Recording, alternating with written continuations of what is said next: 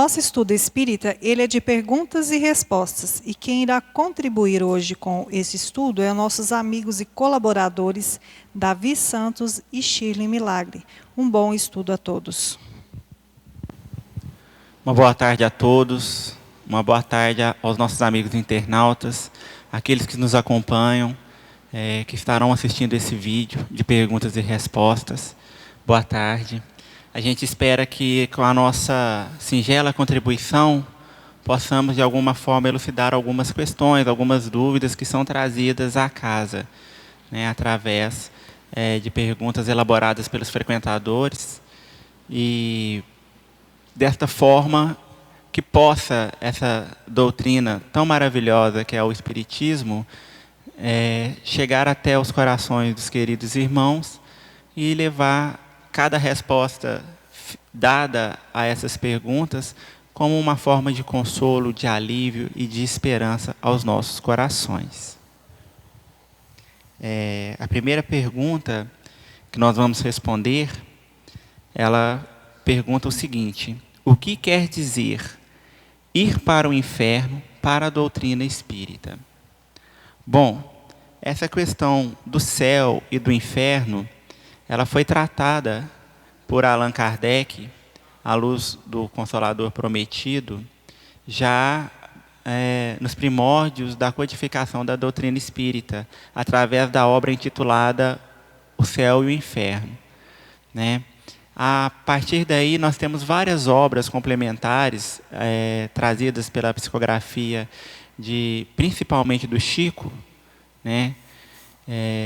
Pelas obras do André Luiz, em que trata-se bastante deste assunto para desmistificar aquela crença que nós trazíamos até então, né? Como o céu sendo um lugar dado aos eleitos, né? Aquelas pessoas que, de certa forma, elas tiveram uma vida religiosa, vamos colocar dessa forma, e o inferno, uma região, um local onde seria habitado por demônios, por criaturas demoníacas, ao qual estava reservado às pessoas que eram, então, ditas pecadoras, né?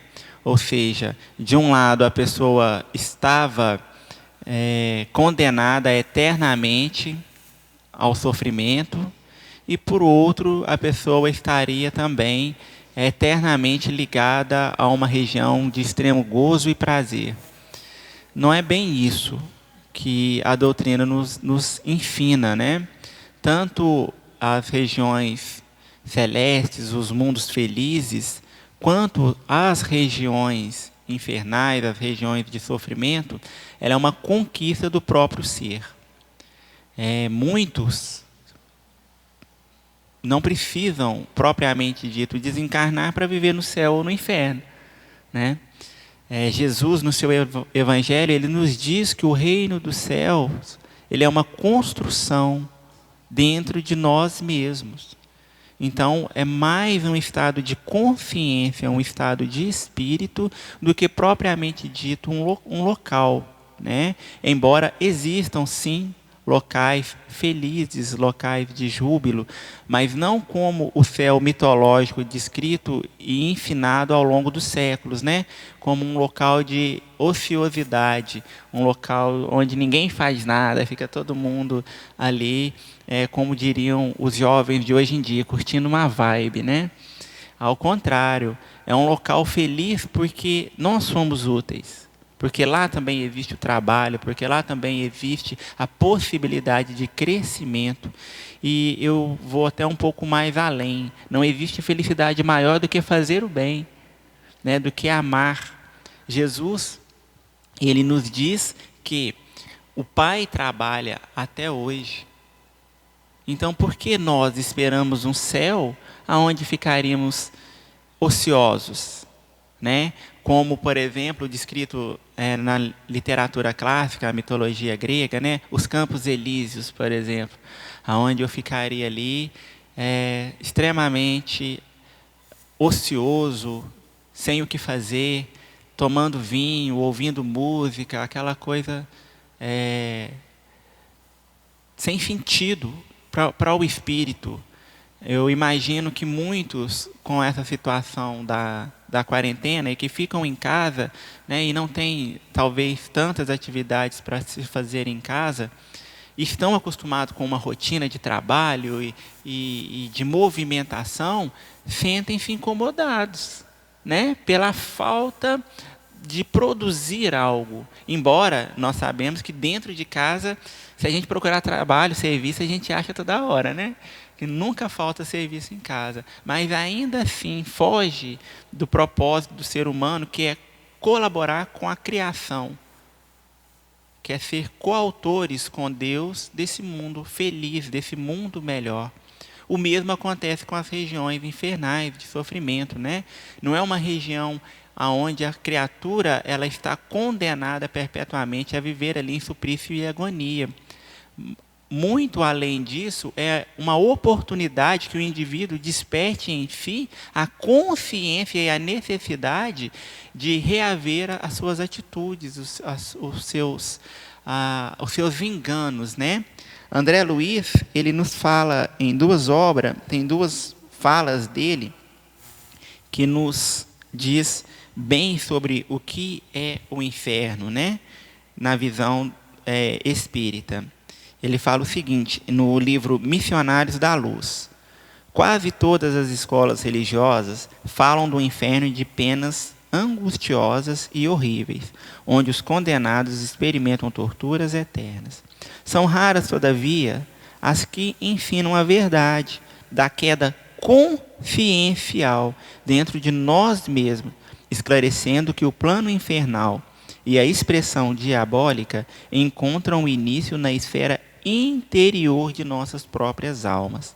Já no livro Obreiros da Vida Eterna, ele fala o seguinte: cada homem por si elevar-se-á ao céu ou descerá aos infernos transitórios, em obediência às disposições mentais que se aprende. Deus criou seres e céus, mas nós costumamos transformar-nos em espíritos diabólicos, criando os nossos infernos individuais. E, de fato, é o que acontece, né? Quantas vezes a gente ouve essa expressão: puxa vida, fulano faz da minha vida um inferno. Então, em que criatura essa pessoa se transformou? E, de outra forma, também, a gente ouve muito: nossa, fulano é um anjo. Então, são dois extremos, né? São duas pessoas diferentes, mas que vivem e vibram em esferas diferentes, mesmo estando encarnados, estando vivos, né? Vamos dizer assim. Então, quando acontece o desencarne, para onde que essas pessoas vão? Para onde estão sintonizadas.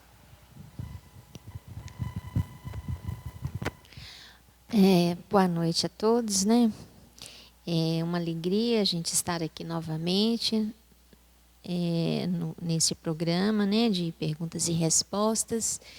E é interessante isso que você está trazendo, Davi, porque nós estamos passando por esse momento de ócio, né, entre aspas, né, um ócio onde a gente está impedido de se movimentar e de executar as nossas atividades diárias, e tenho certeza que a maioria se sente um pouco angustiado por isso, né? Então dá para nós termos uma ideia que um céu ocioso seria muito mais angustioso do que realmente um céu prazeroso, né? Então, a doutrina espírita traz essa nova versão, esclarecendo melhor do que se trata o céu e o inferno, como foi dito pelo nosso querido amigo. Mas vamos às perguntas aqui. O Espiritismo tem rituais? Tem sacerdotes? É interessante essa pergunta. Por quê? Porque a doutrina espírita, ela é ciência, é filosofia, é religião, ela é um corpo doutrinário de ideias que foram trazidas pelos espíritos para a humanidade. Ela não é uma ideia de um homem chamado Allan Kardec, não. ela não foi planejada por Allan Kardec, ela não foi imaginada por Allan Kardec.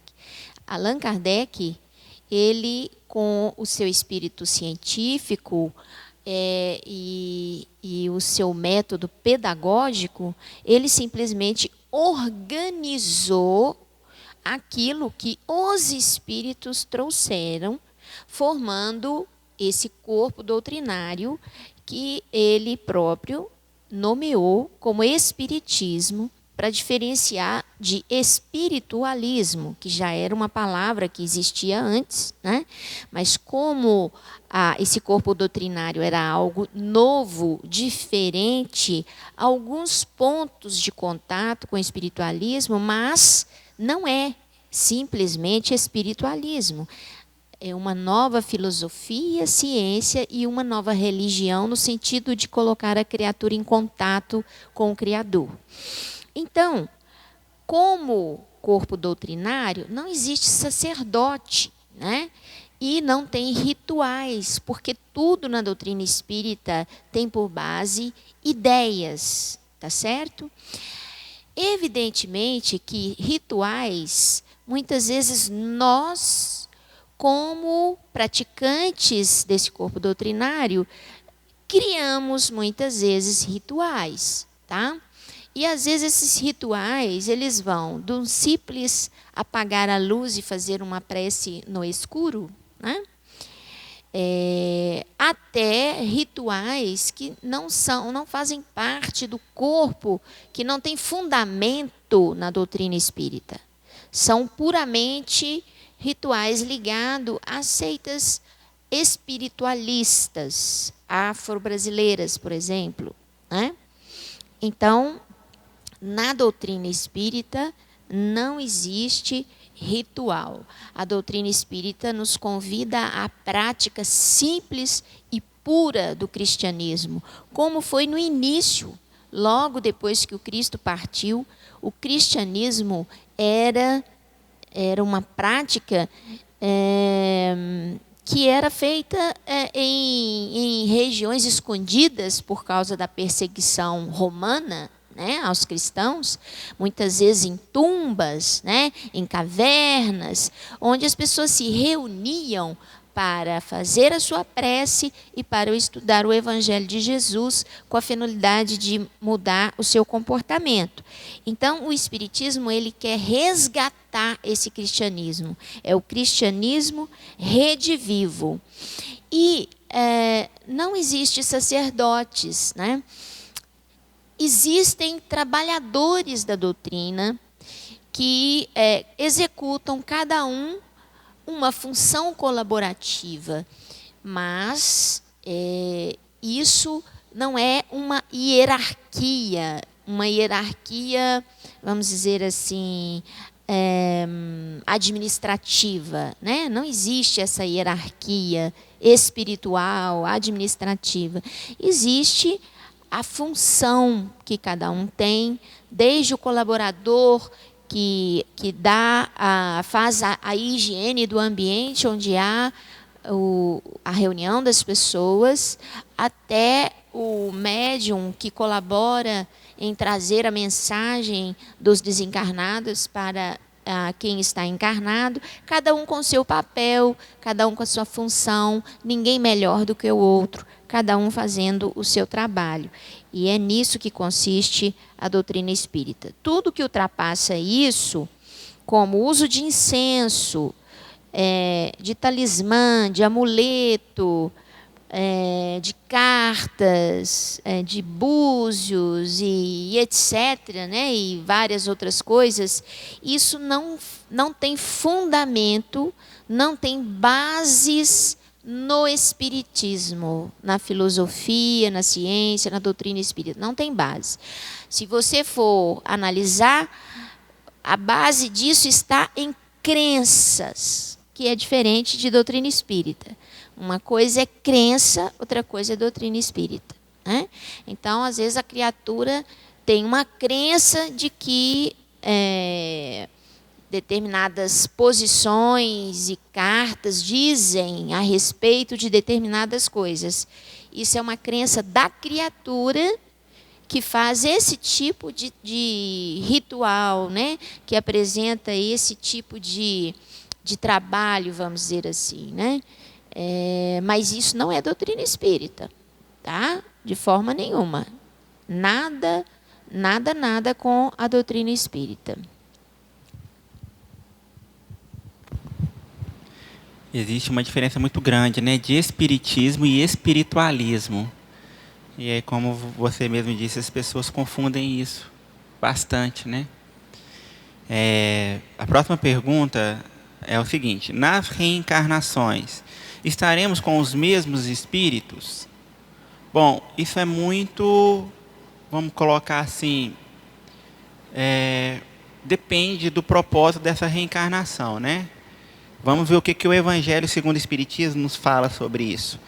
Via de regra, nós como espíritos que somos, né, imortais, existe um laço que nunca se rompe, que nos une, que faz com que nos encontremos pela eternidade, que é o laço do amor, né? Então, se há realmente um sentimento fraterno, um sentimento de amor recíproco e verdadeiro, não há por que essas criaturas estejam separadas, né? Seja no plano físico, quanto no plano espiritual. No capítulo 4 do Evangelho segundo o Espiritismo, intitulado A Reencarnação Fortalece os Laços de Famílias, ao passo que a unicidade da existência os rompe. Kardec, ele nos elucida da seguinte forma: os laços de família não sofrem destruição alguma com a reencarnação, como o pensam certas pessoas. Ao contrário, tornam-se mais fortalecidos e apertados. O princípio oposto, sim, o destrói. No espaço, os espíritos formam grupos ou famílias entrelaçados pela afeição, pela simpatia e pela semelhança das inclinações. Ditosos por se encontrarem juntos, esses espíritos se buscam uns aos outros. A encarnação apenas momentaneamente os separa, porquanto, ao regressarem à erraticidade, ou seja, ao plano espiritual, novamente se reúnem com os amigos, como amigos que voltam de uma viagem. Muitas vezes até uns seguem a outros na encarnação, vindo aqui reunir-se numa mesma família ou num mesmo círculo, a fim de trabalharem juntos pelo seu mútuo adiantamento. Então, sim, é possível que nós reencarnemos com parentes ou até mesmo afetos, né, desta vida numa próxima encarnação, e também com desafetos, para que haja ali o resgate, né? Para que haja o burilamento dos sentimentos, para que a gente consiga aparar as arestas. No livro Jesus no Lar, no capítulo 1, né, intitulado A Escola das Almas, Ney Lúcio fala sobre a família sendo um cadinho, né? Ou seja, aquela sopa de ervilha ali fervilhante, onde nós somos as ervilhas e o fogo são as dificuldades, né? Ao passo que, à medida que a gente vai fermentando, vai fervendo ali, a gente vai amolecendo e vai ficando mais tragável, né? E o objetivo da reencarnação é esse, é que nós possamos nos depurar, que nós possamos melhorar a nossa convivência e os nossos sentimentos, até que nós formemos, sim, uma única família universal. E aí, enfim, teremos propriedades, né? De nos encontrarmos e nos acharmos realmente filhos de Deus, porque teremos a humanidade como uma fraternidade, como uma família só. Pegando o gancho dessa pergunta, o que acontece se eu não conseguir passar as minhas contas com os meus familiares, né? Pagar as minhas contas com os meus familiares? Bom, eu imagino que essa pergunta seja de cunho moral, né? Alguma dificuldade, alguma coisa nesse sentido. A pergunta anterior praticamente responde essa. A gente continua reencarnando, né? Porque Jesus disse o seguinte, que nada passaria até que fosse pago o pingo do último J, né? Então, como nós vamos ascender a esferas mais felizes se nós não aprendemos a amar? se nós não aprendemos a perdoar e a conviver? Como eu vou ascender se eu ainda tenho débitos a serem quitados? Agora, o grande segredo para quitar esses débitos o mais rápido possível está lá na carta de Pedro, né? Na segunda carta de Pedro, onde ele fala o seguinte: o amor cobre uma multidão de pecados. Muito bem. Aqui tem uma pergunta muito interessante. Até, Davi, se você lembrar de alguma coisa para me ajudar aqui. As plantas reencarnam e os animais, né? Bom, até onde eu já consegui ler a respeito desse tema, a gente fala, na verdade, em reencarnação em se tratando do espírito imortal, do ser humano, tá certo? Plantas e animais, eles encarnam, né? Ali tem o princípio inteligente em evolução. Sabe-se que os animais têm um princípio inteligente já mais evoluído que os das plantas, tá certo? E os animais, o período que eles ficam, esse princípio inteligente fica na erraticidade é muito curto, né? E, imediatamente eles são ligados a um novo corpo, dão seguimento ao seu processo de aprendizado, de atuação na matéria, de forma muito mais imediata do que o espírito imortal. Porque o espírito imortal, ele tem um período na erraticidade, o período de desligamento do corpo físico, ele é mais trabalhoso, né? Aquele período de perturbação espiritual após a morte do corpo físico.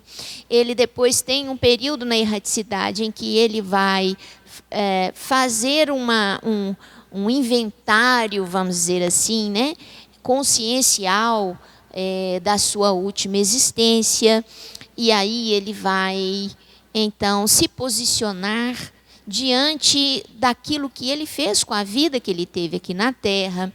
E esse período ele pode se estender durante muito tempo, às vezes em regiões onde o remorso, o sentimento de culpa, ou mesmo os sentimentos negativos de raiva, de rancor, pode deixá-lo um bom período em regiões de sofrimento, até que ele, então, opte por uma nova vida, opte por se recompor, se livrar daquelas dores e tomar um caminho novo para si mesmo, né?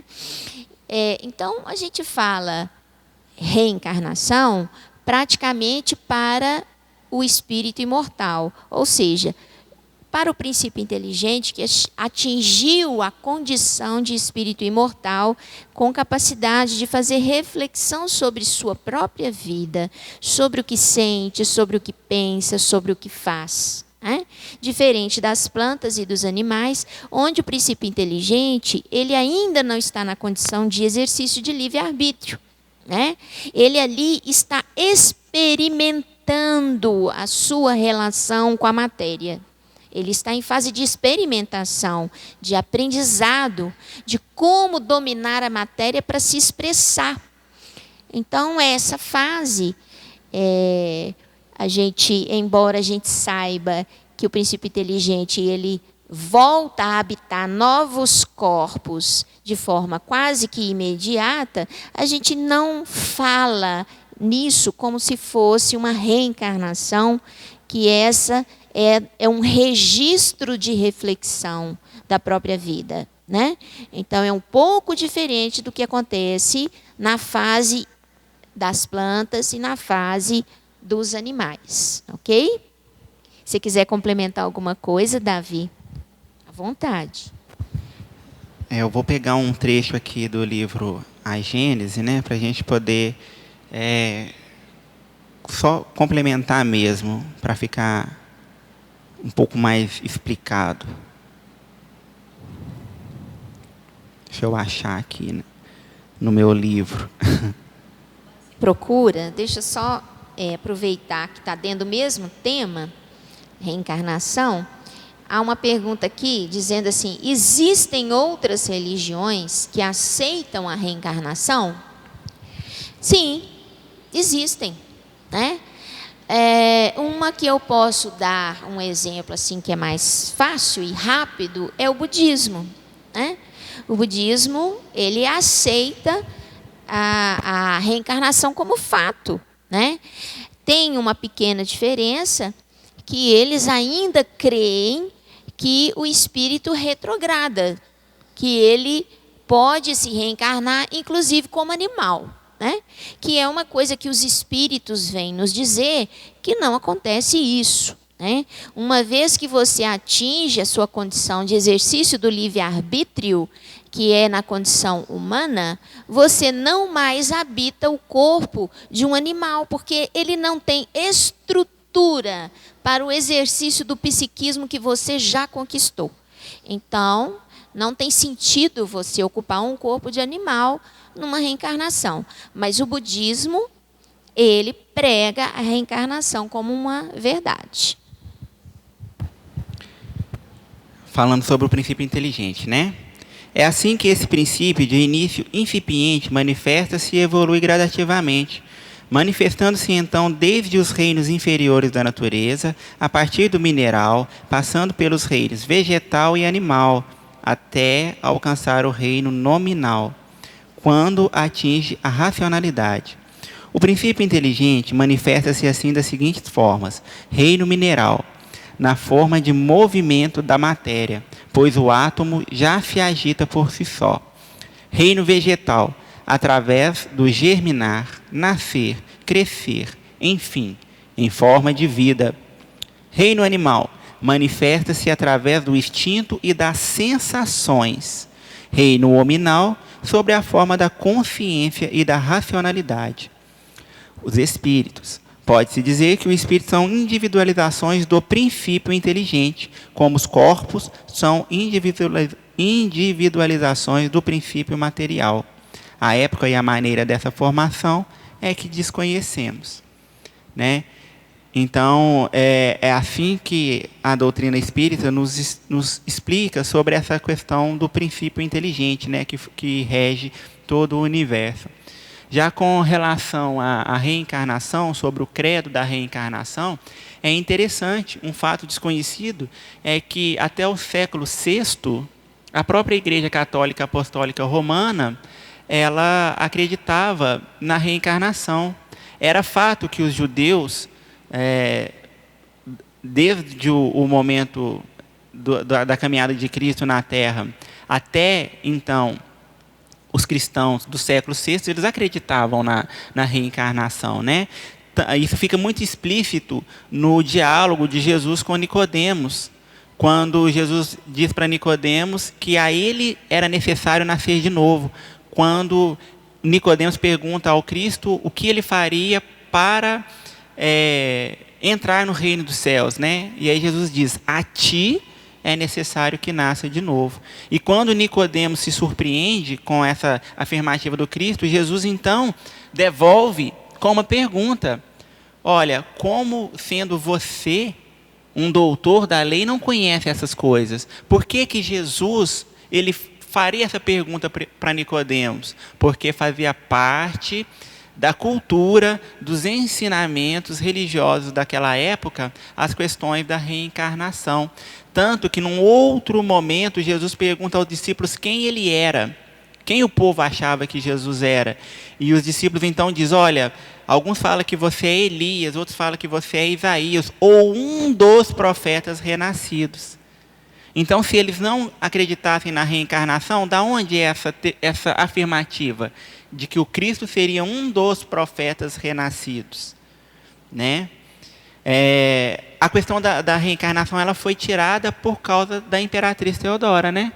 Que tinha medo de reencarnar, então pede o seu marido, o imperador, que tire o dogma da reencarnação da Bíblia católica, para que ela não voltasse, para que ela não fosse obrigada a voltar e pagar pelos erros, né? Se alguém for estudar a biografia dessa imperatriz, desse período do Império Romano, vai ver o porquê do medo dela de reencarnar, né? Então, e o que acontece é isso. Esse imperador, então, ele pede um concílio fora da capital romana. Esse concílio ele nem foi aceito a princípio. E aí ele faz com que a doutrina da reencarnação fosse retirada da Bíblia. E aí, então, fosse pregado o dogma da ressurreição. E aí, então, por isso, de lá para cá, essa divergência de pensamento e onde a reencarnação é colocada em xeque, né? Mas a doutrina espírita está aí para nos provar cientificamente que ela existe. Inclusive, Davi, o próprio Cristo, ele, quando questionaram ele, né, sobre João Batista, né, o Cristo deixou muito claro, né? Elias veio e fizeram daquilo que bem quiseram, fizeram dele o que bem quiseram. Quer dizer, Elias veio, ora, ele veio, né, como João Batista, né, e fizeram dele o que bem quiseram, né? Então, o próprio Cristo afirmou que alguém volta, né, que revive, não é isso? Claro, na própria Bíblia, se a gente ler os evangelhos, ou a própria Bíblia mesmo, o Antigo Testamento, nós vamos ver ali várias manifestações espíritas. Por exemplo, uma das bases para que as pessoas questionem o espiritismo é que, segundo o relato bíblico, segundo o que está na Bíblia, né, Deus ele condena o diálogo com os mortos. É um texto que está em Deuteronômio, se eu não me engano, no capítulo 18, né? Fala que todo aquele que conversasse com os mortos seria anatema para Deus, ou seja, estaria amaldiçoado por Deus. Foi um princípio pregado por Moisés, né, para que educasse a mediunidade naquele povo. Como não se havia um compêndio, uma codificação segura, e eles vinham de uma cultura politeísta, onde a mediunidade era praticada de uma forma livre, que era o Egito, então Moisés, para fortalecer a crença no Deus único, ele meio que cerca essa prática mediúnica entre o povo, até porque Tiago, nos evangelhos ele fala, não criais em todos os espíritos, antes fazei prova se provém de Deus. Mas como esse povo, embasado em que esse povo faria essa prova? Mas olha como que é interessante. No próprio evangelho, Jesus nos dá a prova de que a comunicação mediúnica embasada nos termos do evangelho, ela é segura, porque o próprio Cristo faz isso.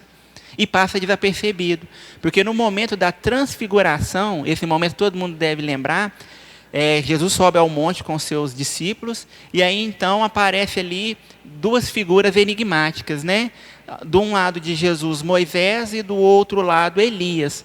Tanto que Pedro levanta e fala, olha, mestre, é bom que nós estejamos aqui, porque nós vamos fazer 3 tendas.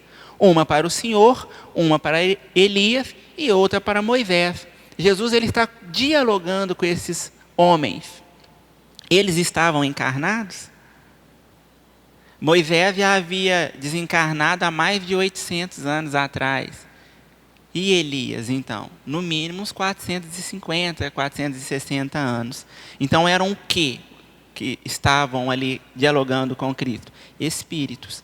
Jesus disse que ele não veio para mudar a lei, mas para dar a ela o quê? Um novo segmento. Então eu penso que nós, como cristãos, né, a doutrina espírita, como consolador prometido, ela não vem mudar nada.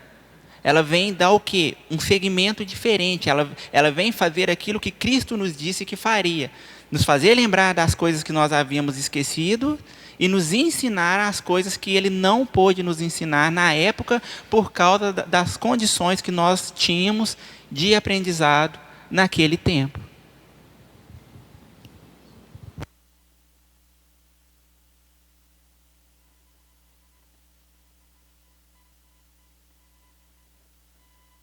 Pergunta aqui, também muito interessante, por que a solução de muitos problemas de nossa vida está no perispírito? Bom, eu entendo que o perispírito, ele é o registro vivo das nossas ações. Ele é a base da lei de causa e efeito. Mas ele não é a solução dos nossos problemas, né? A solução dos nossos problemas, ela está no espírito, ela está na consciência, porque a consciência é que sente, que emociona, é que toma a decisão, é que faz a reflexão sobre aquilo. É a consciência. E o que é o perispírito? O perispírito é um revestimento dessa consciência. É o que dá forma a essa consciência. É o que diz que ela existe para quem o cerca, não é? Que ela está ali. Então, na verdade, o que o perispírito é um banco de dados, vamos dizer assim. Um banco de dados das nossas várias experiências, das nossas várias ações, atuações, das nossas reflexões. É um banco de dados, né? Mas, na medida que nós vamos experienciando na forma física, nós vamos dilapidando e vamos refazendo esse banco de dados. Tanto que o perispírito, ele vai nos acompanhar na nossa evolução, a ponto de ficar de tal forma, tão rarefeito, tão etéreo, que é quase que como se não existisse mais, do nosso ponto de vista de matéria mais densa, né?